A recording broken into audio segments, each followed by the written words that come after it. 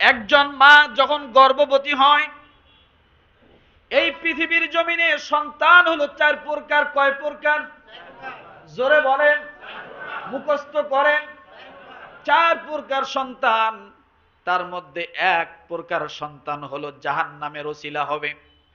1 প্রকার সন্তানের কারণে মানুষ জাহান্নামে যাবে। আর 3 প্রকার সন্তানের কারণে আমার আল্লাহ ডাক দিয়ে বলে, বান্দা বান্দিরে, 3 প্রকার সন্তানই তোমাকে জান্নাতে নিয়ে যাবে। বলবো বলবো সন্তান কয় প্রকার? 1 নম্বরে ধরে রাখেন, 3 প্রকার সন্তান বাবা মাকে জান্নাতে নেয়। মুসলিম শরীফের হাদিসে আসছে, 1 নম্বরে প্রথম প্রকার সন্তান, মা যখন তাকে গর্ভধারণ করে 3 মাস 4 মাস 5 মাস হয় সন্তানটার বয়স মায়ের পেটের ভিতরে, এমন সময় হঠাৎ করে গর্ভ নষ্ট হয়ে যায়। যায় কি যায় না? সন্তানের গর্ভ নষ্ট, মায়ের গর্ভ নষ্ট হয়ে যায়, সন্তানটা পড়ে যায়। এই সন্তান কিয়ামতের ময়দানে আল্লাহ তাআলা তাকে ফয়সালা দিবেন জান্নাতে যাওয়ার জন্য। এরা হলো সব জান্নাতি ফুল। কি বলেন? সব জান্নাতি ফুল। যে সমস্ত সন্তানগুলো মায়ের পেট গর্ভ থেকে অটোমেটিক পড়ে যায়, মৃত্যু অবস্থায় দুনিয়ায় আসে মায়ের পেট থেকে, 3 মাস 4 মাস 5 মাস বয়স, রাসূলের হাদিসে ডাক দিয়ে বলা হয়েছে, এই সমস্ত বাচ্চাগুলোকে আমার আল্লাহ তাআলা জান্নাতের মধ্যে একটা গাছ আছে। কি গাছ? জান্নাতের মধ্যে একটা গাছ আছে। আল্লাহ পাক রব্বুল আলামিন বলেন, ওয়াল্লাযীনা আমানু ওয়া আমিলুস সলিহাতি তুবা লাহুম ওয়া হুসনু মাআব।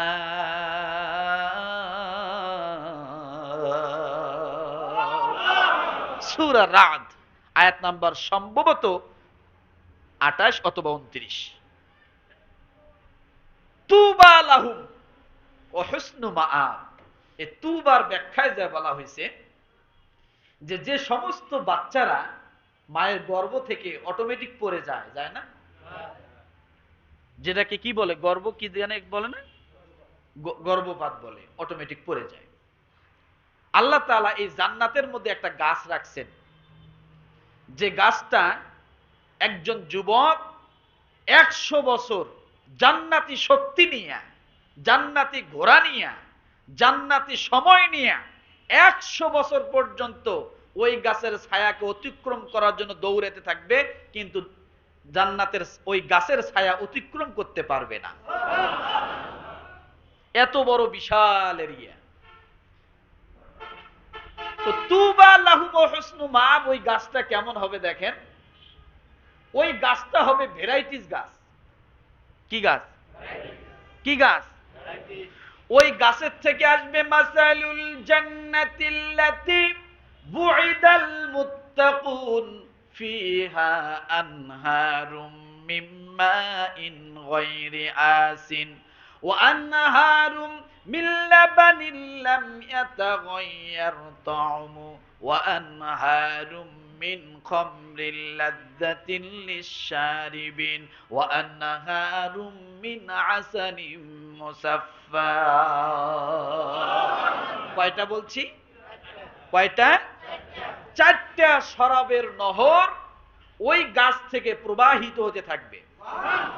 মধুর নহর, পানির নহর, শরাবের নহর, দুধের নহর, এই 4 নহর ওই গাছ থেকে সাপ্লাই শুরু হয়ে যাবে।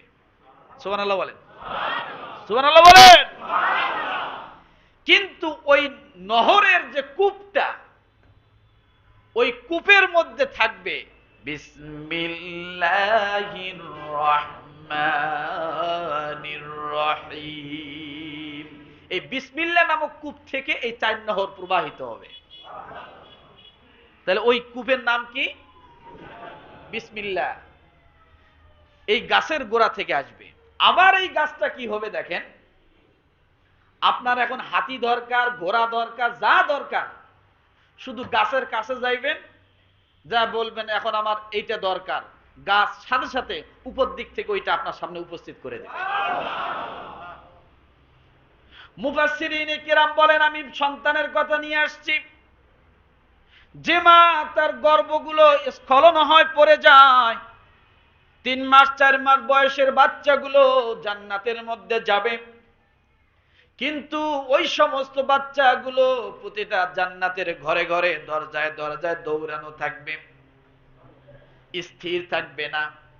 আপনারা ভালো করে জানেন ছোট ছোট বাচ্চারা কিন্তু স্থির থাকার না, টানবেন এইদিকে যায় আর একদিকে। আর যদি মার্কেটে নিয়ে গেছেন তাহলে কাম সারা, ও সব দোকানের সব জিনিস নিয়ে আসতে চায়। হ্যাঁ, হাতি ঘোড়া পেলেন গাড়ি ট্রাক যা দেখে ওর সামনে বললেই হয়েছে, আপনি টানতেছেন ও আপনাকে টানতেছে, সব নিব। হয় না? না নাকি বাড়ায় বললাম? এই ছোট্ট বাচ্চা এ জান্নাতের মধ্যে যাবে। আল্লাহ পাক রব্বুল আলামিন বলেন, আমি আল্লাহ ওই বাচ্চাটাকে লালন পালন করি, ওই জান্নাতি ওই গাছটা থেকে আমি আল্লাহ দুধের নহর, মধুর নহর প্রবাহিত করে দিয়ে ওদের জন্য আমি আল্লাহ দুধের ব্যবস্থা করেছি। বাড় আছে গাছের মধ্যে, ওরা বাড়ের মধ্যে যায় মুখ দেয়, আর ওখান থেকে তারা দুধগুলো খেয়ে খেয়ে জান্নাতে লালিত পালিত হয়। ওয়াল্লাযীনা আমানু ওয়া আমিলুস সালিহাতি তুবা লাহুম ওয়া হুসনু মাআব।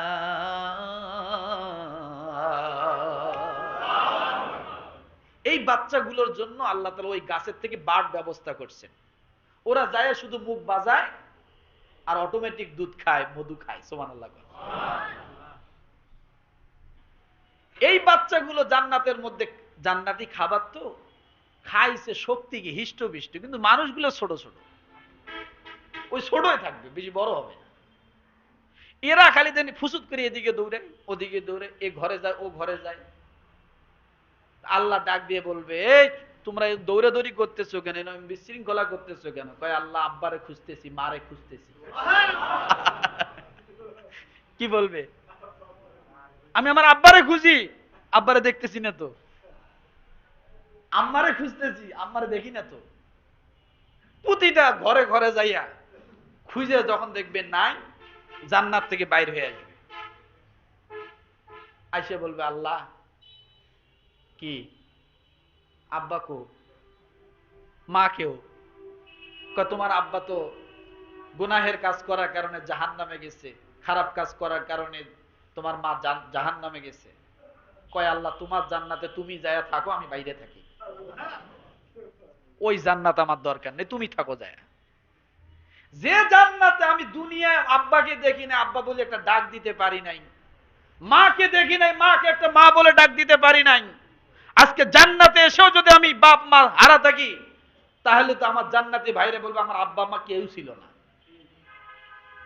ওই জান্নাতে আমি থাকবো না, তুমি আল্লাহ ওখানে যায় থাকো, আমার জায়গায় তুমি থাকো, আমি বাইরে থাকি।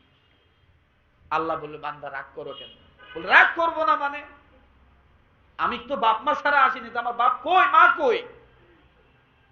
আল্লাহ বলবো ওই যে জাহান্নামের মধ্যে, ও দেখার সঙ্গে সঙ্গে জাহান্নামে দৌড় দিয়ে চলে যাবে। আসতে কন, কালকে কইেন, জাহান্নামে দৌড় দিয়ে চলে যাবে, আর কোনো কথা বলবে না। জাহান্নামে যখন দৌড় দিয়ে চলে যাবে, দারোয়ান ফেরেশতারা দেখবে যে এ ছোট বাহিনী কি দৌড়ায়।